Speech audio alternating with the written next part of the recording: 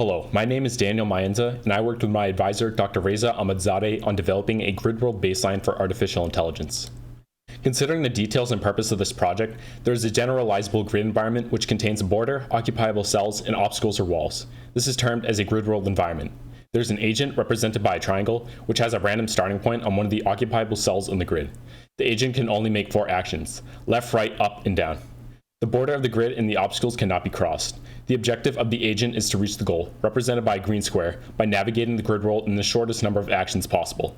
The purpose of this project is to construct a grid world baseline that can be used for evaluating different AI algorithms. After developing the baseline, we evaluate a dynamic programming algorithm called value iteration in this environment. This type of algorithm refers to simplifying a complicated problem by breaking it down into simpler subproblems in a recursive manner. In order to construct an algorithm, a software application that provides a source code editor, a debugger, and an all-around environment to carry out these tasks for coding is needed. The environment and software used to produce this project include Python, the coding language this project was built on, PyCharm, the IDE this project was created with, Pygame, the library used to depict the animation of the learning algorithm, and NumPy, the programming library used to build the grid world environment and to set up the foundational arrays for the calculations. On top of the software environment is the physical environment, which contains the grid world. As mentioned prior, the grid world contains a reward, border, obstacles, and occupiable cells. The environment needs to be constructed mathematically and then be depicted as an animation. To construct it mathematically, a matrix defined as C is implemented using the NumPy library. The matrix C is a grid composed of 1s and 0s. A 1 represents an obstacle, and a 0 represents a cell the player can move into.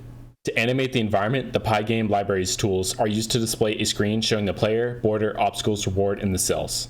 There are several functions within the code, first of which includes the transition function. This function is responsible for the 4 moves mentioned prior, along with preventing the agent from crossing an obstacle or border.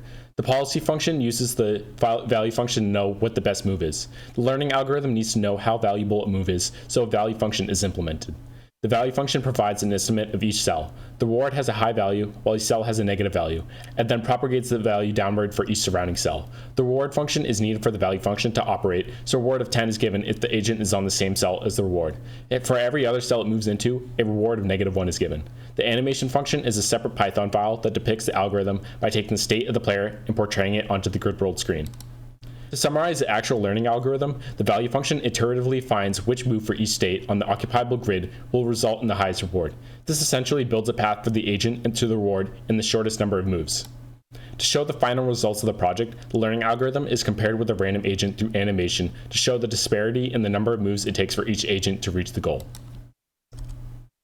Here is a 5x5 grid showing the learning algorithm on the left and the random agent on the right. Here is a 7x7 environment displaying the same thing. As you can see, the learning algorithm is able to reach the goal in the optimal number of moves, while the random agent takes far too many.